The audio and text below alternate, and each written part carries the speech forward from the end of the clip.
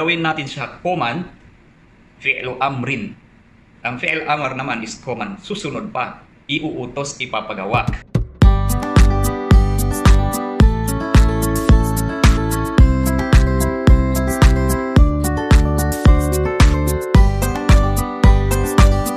At ang sumunod, gawin natin siya command, fi'lu amrin. Ang fi'l amr naman is command, susunod pa, iuutos, ipapagawa. So ano ang gagawin natin? Ayun.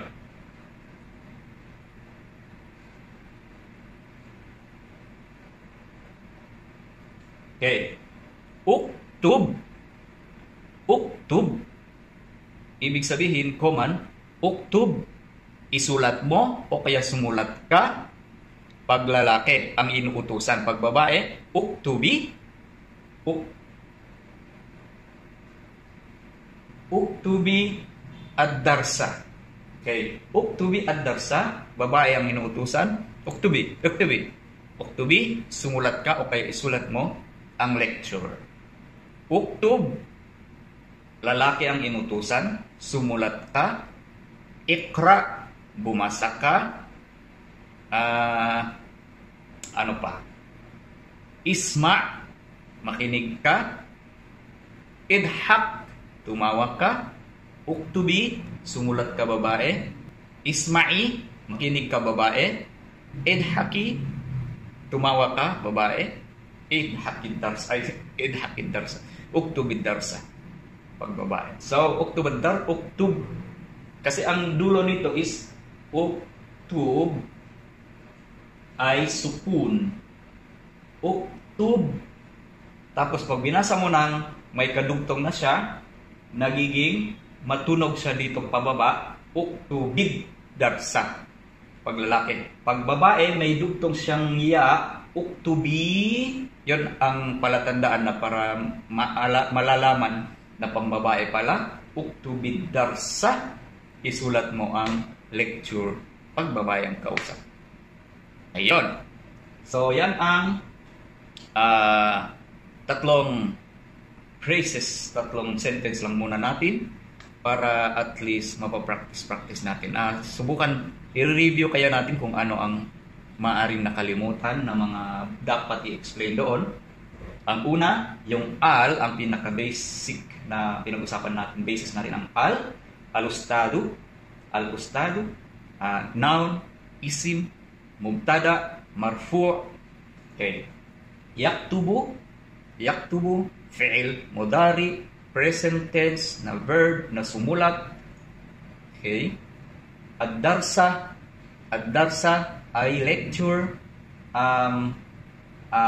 Maf'ulun bihi, yun ang ginawa, ang sinulat, yun ang lecture.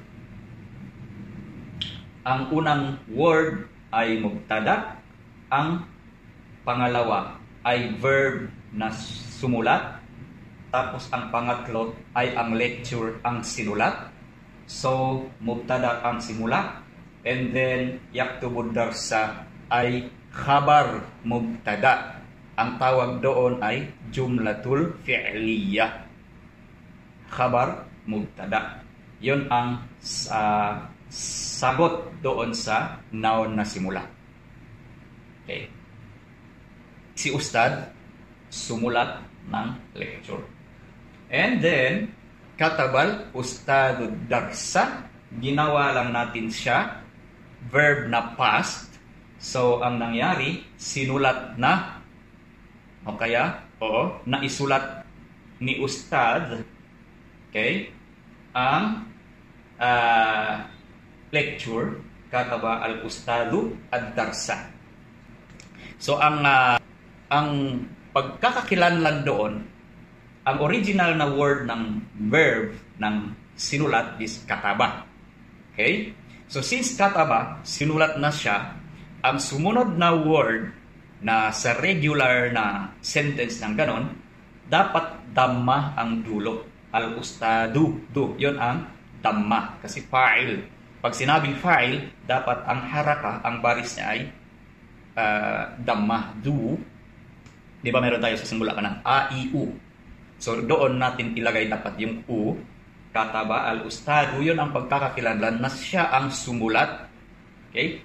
Ad-darsa, sa ibabaw dapat, fatha ang baris, ang haraka, kasi yun ang sinulat para, yun naman ang pagkakakilanlan sa kanya na siya ang maf'ulun bihi. Yun ang ginawa. Kataba al-ustadu darsa. Pag sinabi naman uktub, so agad malalaman na utos siya. Uktub, pag ganun ang word na nakalagay. Kayo uktubi, pag babae. Uktub ad-darsa. So doon, nawala na si ustad. Bakit siya nawala? Yung dalawa nandoon, yaktubul ustad, al-ustadu nandoon siya, tapos katawal ustadu nandoon din siya. Sa pangatlo, uktubid darsa o kaya uktub ad-darsa, bakit wala na si ustad? Kasi siya nang nag-utos. O kaya naman, dahil understood na pag command na mayroong inuutusan. Pwede rin naman si student ang umutos kay ustad na magsabi, Ustad, uktub darsa. Yun, kumaka, siya ang magsabi. So, meron ng inuutusan, alam na. Kaya, pag sinabi, uktub, fi'lu amrin, ang fa'il, ang gumawa, sabi, ang fi'il amar, meron siyang automatic na fa'il, yun ang gumawa. Ibig sabihin, uktub anta. Isulat mo ikaw ang darsa. Okay? Uktub, kasi utos na. So, ibig sabihin may inuutusan. So, nagtago yung file, yung ustad na yun, nakatago na doon. Kasi understood na, nagutos ang estudyante, nag-request, nagsabi, Ustad, uktub at darsa. Isulat mo, law samah, okay, law samah, please, ma'alish, okay, kaya, please, law samah, min fadli, law takarramta, maraming mga phrases na gagamitin pang request ng favor. Yon.